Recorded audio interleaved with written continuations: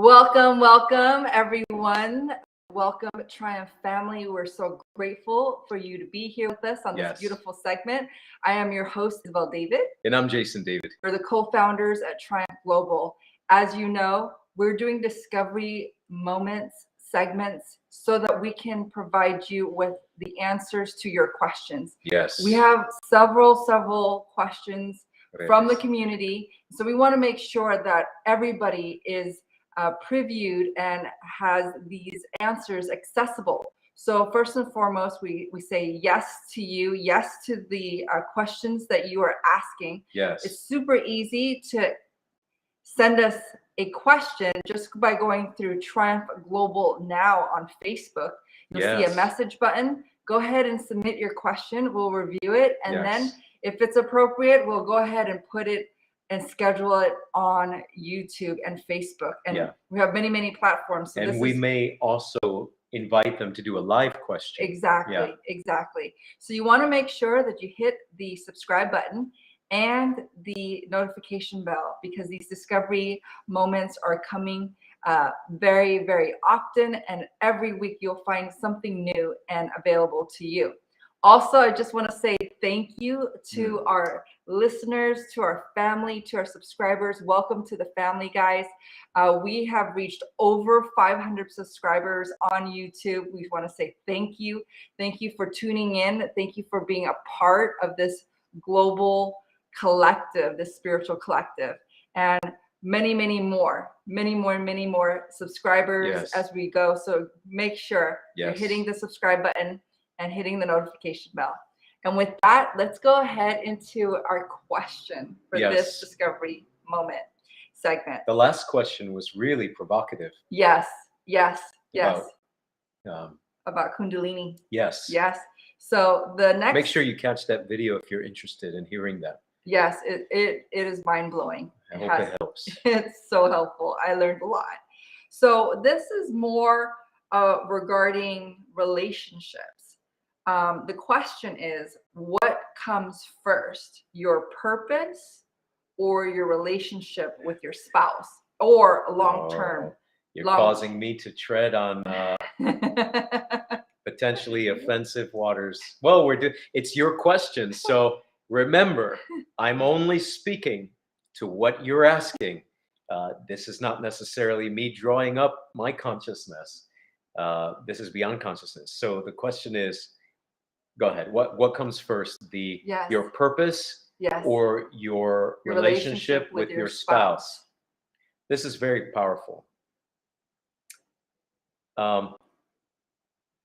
I think that this is going to be a surprisingly I can answer this question in 1 minute if I wanted to. Okay. And I don't want to. Sometimes people that want things they may think or be in a present type of programming that something is massively important or massively complicated.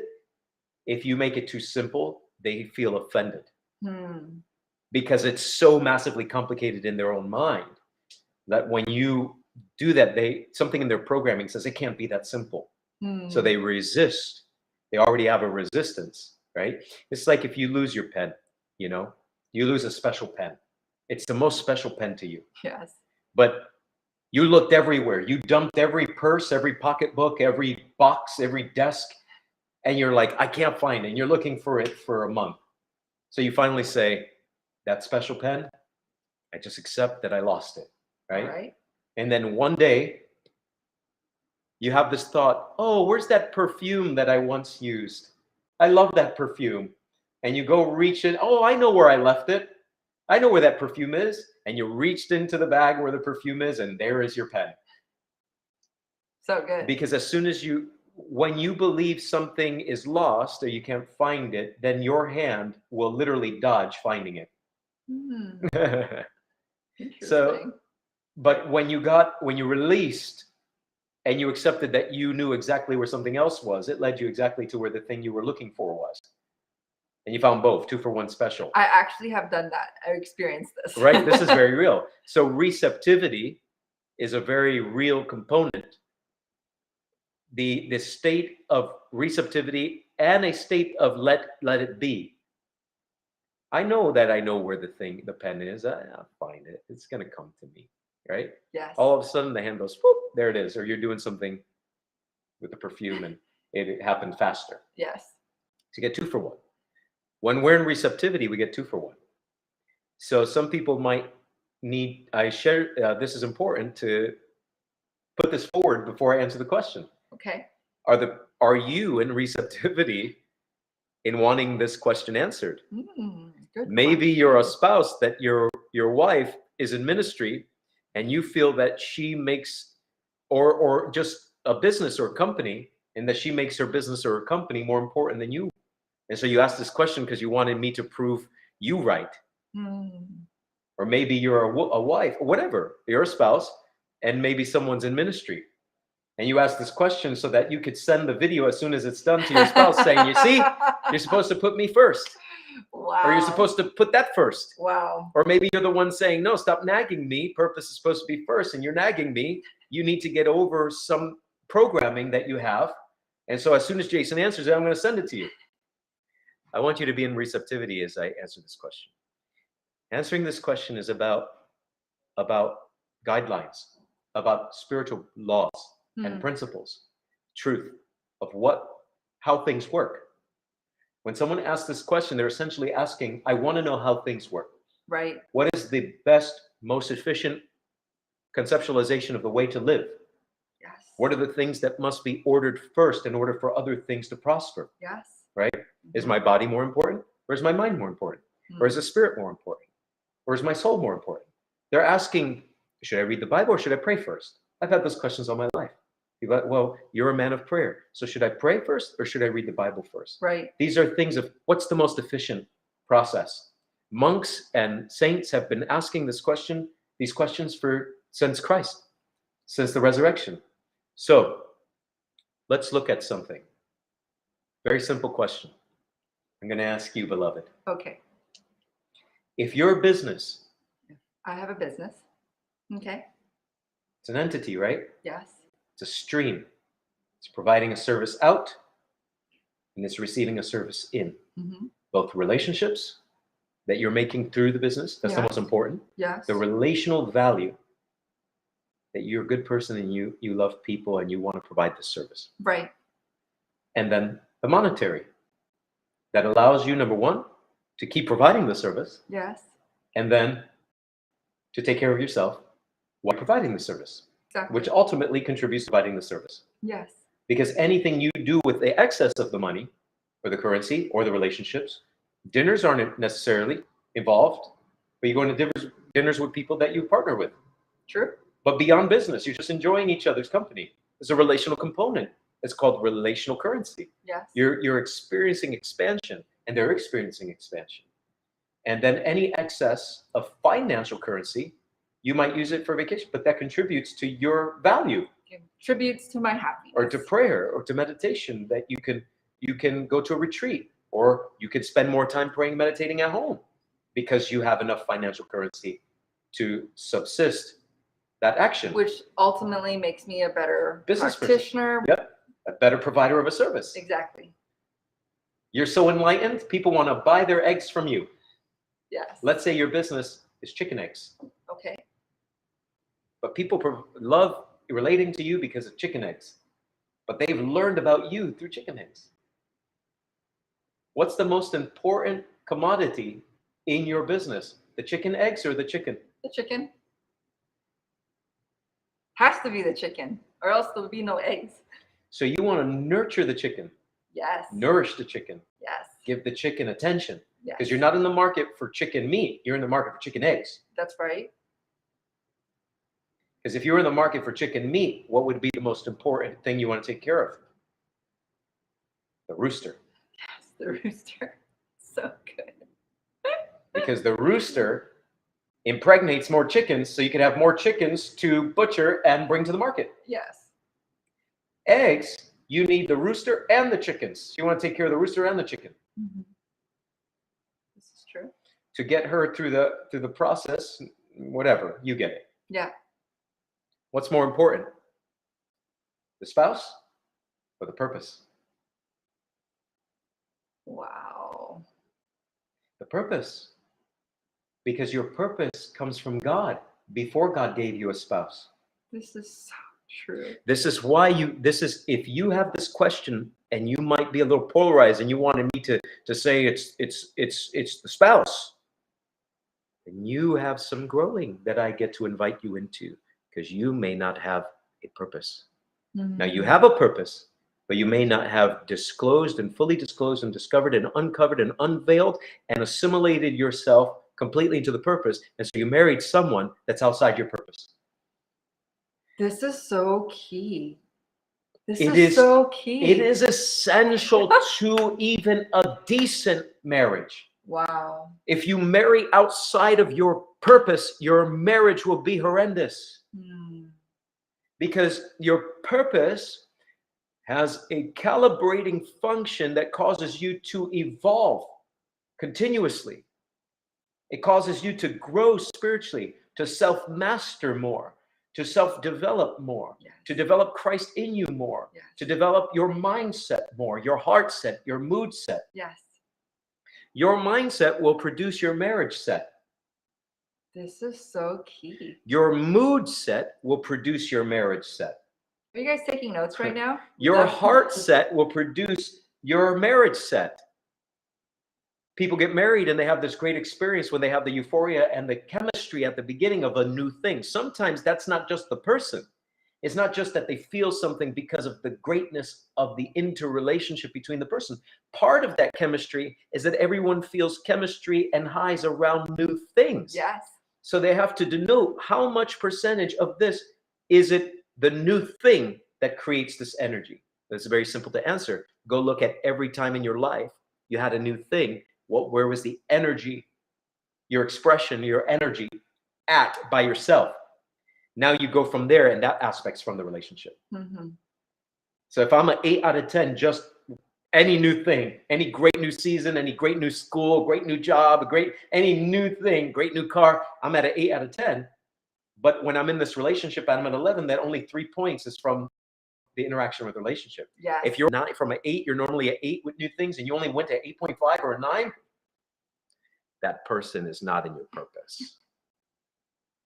I laugh because it's such a simple, and I don't want to say it's like, well, you didn't get it before. How could you have not known? But in a way, what happens is that what I'm hearing you say is that if you think about it, if you know what your purpose is, let's say your purpose is to free all living sentience. You want to give the world a sense of what veganism is, and your thought about saving animals, and you have a business with veganism, but then your spouse does not perhaps maybe want to listen to that, or maybe they're not contributing to that, or maybe they're against the veganism. Then why are you married to them? Now, here's the other thing. What if you discovered your purpose after you got married?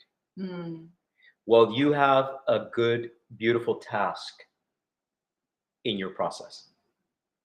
That means that you and life have determined to now learn leadership and service to the marriage, to the other human being that you're in communion and covenant with, and give them, just like it took you and your stiff-necked hard-headedness to live all the way till you got to the point where you understood your purpose, then afford the person that you're married with, who's not centered on your purpose, the time to also understand the vision and the big picture, and to get the calibration for it. Now, so good. This may lead to another question. If you're single, should you marry someone that doesn't agree or doesn't jive with your purpose? No, you should not. It's going to be hard, because now you have completely divided interests. And what I'm hearing is purpose is different from preference. Yes. That's coming up for me. Yes, purpose is not preference. You may prefer red curry, I prefer green curry. It's not a religion, right? Yes. So I could say, oh, let's have red tonight. That's what you like. Is that what you, how anchored are you on red tonight? Right. I'm very anchored on red tonight. About red curry all day. Okay, then I give into your preference because I prefer you. So I'll side with your preference. Purpose is not preference. Sometimes God can tell you you're supposed to be in a certain nation. That's a purpose. You may not even completely like everything about the nation or the area that God puts you to live in, but you find beauty in the purpose. Yes. But someone else went there because it's a preference. You went there because it's a purpose. You may have moved to Dubai because God said, move to Dubai. This is your purpose. This is my purpose for you. You're going to do this, be this, say this, allow this, conduit this, say yes to this. Someone else said, I like Dubai when I went on vacation. I have a preference. I rather live there than Miami or South LA or Alaska. I like deserts. I'm going to go to a metropolitan desert rather than a cold, rural Alaska. That's a preference. When the shift hits the fan for the preference, they'll leave. If bad things keep happening in Dubai, they'll leave back to Alaska. Right. To what's familiar. When you have preference because you're with someone based on preference, when things get bad, you'll leave. But when your marriage is based on purpose, the purpose overcomes any discomfort because you're married on purpose, within purpose. Yes. And they acknowledge your purpose. They celebrate when you're on task. If you have a purpose, like my wife has a purpose. Perfect example. She is in her doctorate coursework for acupuncture and Chinese medicine, which I like to call traditional medicine, yes. traditional Asian medicine. Yes. Because to me, it could go into India, go into South Korea, Japan. Yes. So you're studying this, right? Absolutely. Does it require you lots of hours away from our face-to-face interaction? Yes. If you weren't on this path, would we spend more time together? Absolutely. Face to face. Absolutely. Interacting in intimacy. Absolutely. So how do we survive? Like, how do we thrive in our relationship right now? That doesn't mean we don't have moments where it's not difficult. We have moments where it's difficult. We have moments where there's turbulence. We like to call it turbulence, shaking. We're both in a plane and it's shaking and we put our seatbelt on and we put the oxygen mask on ourselves first, and then we see if we need to help the other, right? Yes. Sometimes we're the one flailing around the seat and the other person is stable and puts the mask on themselves and then they help us out. Yes. We must maintain our own disposition, yes. our own greatness, and then we're ready to serve the other. How do we thrive in this, even though we have that reality? First and foremost. How many hours a week are you away from the interactive usness? So I think this is good for them to understand. Well, let's take a look. 12 plus. Just figure every 5 days a week at least, right? Yes, 5 days a week. What's the hours? 5 to 6 hours a day. So 6 hours a day on average, 5 days a week, that's 30 hours. Wait, is it 30 hours? 5 times 6, 30, yeah. Yes. And then here and there, there's some additional hours. Right. Right? When we're getting into projects or finals. Tests. Yeah, exams. Extra hours. Yeah. So maybe if you add the whole semester together, it might be 35 hours a week. So essentially, and this is without, now she's studying from home. Before she had to go to school. So that's additional 2 hours of travel every day, 10 hours. So she was at 45 hours on average a week. Yes. Okay. That doesn't add her own fitness time, her own meditation time. Okay. So altogether, how long do you think we are actually not in the interactive, intimate connection, interface? This quarter would probably be about 50 hours. So about 50 hours a week, which doesn't include sleeping. So you multiply sleeping on top of it. Now we're with each other, but I'm interacting with my dream space. Of course, sometimes I may touch you or hug you or roll over and we're spooning each other and we get that from each other and that's intimacy.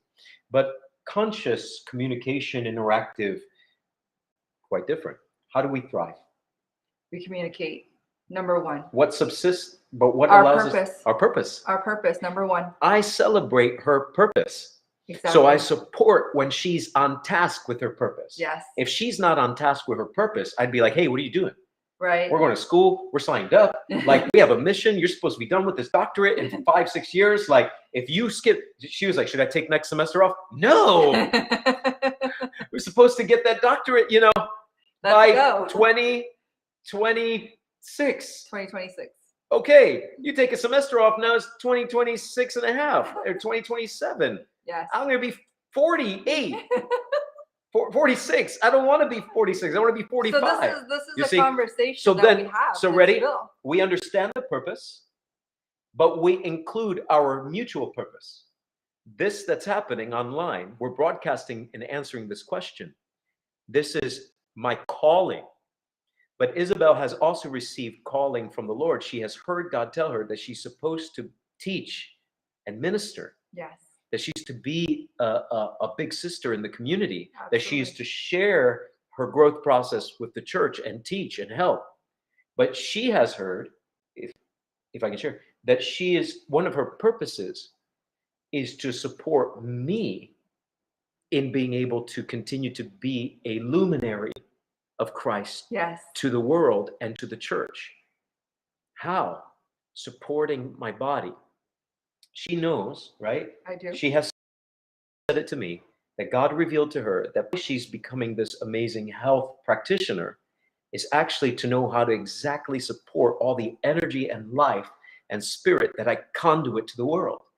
Because I had shared with her once as well that it affirmed, it didn't provide the compass, but it affirmed that many luminaries and preachers, and they died young, that they did all this stuff, but they ate bad, they didn't sleep good, they didn't work out. I work out, I eat good, I eat spirit good, but I still get things. Sometimes I'll be 4 days without sleeping because there's so much spiritual energy, I don't need to sleep.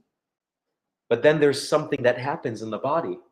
She helps me. All of a sudden, boom, I'm back in it. Yes. Right? So good. So she has ascribed and found her purpose.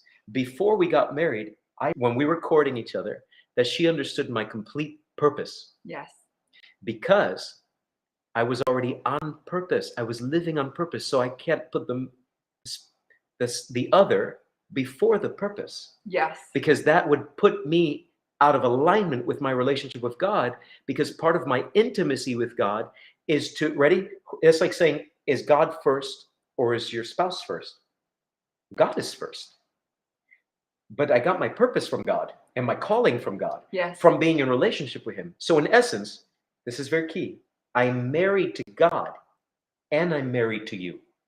In those both marriages, who's more important? God. So if I get out of alignment with you, and let's say I became evil, and I'm saying, well, do this drug. Hey, do this drug with me. Or, hey, watch this horrible movie with me. Would she be following her spouse or God? It'd be God.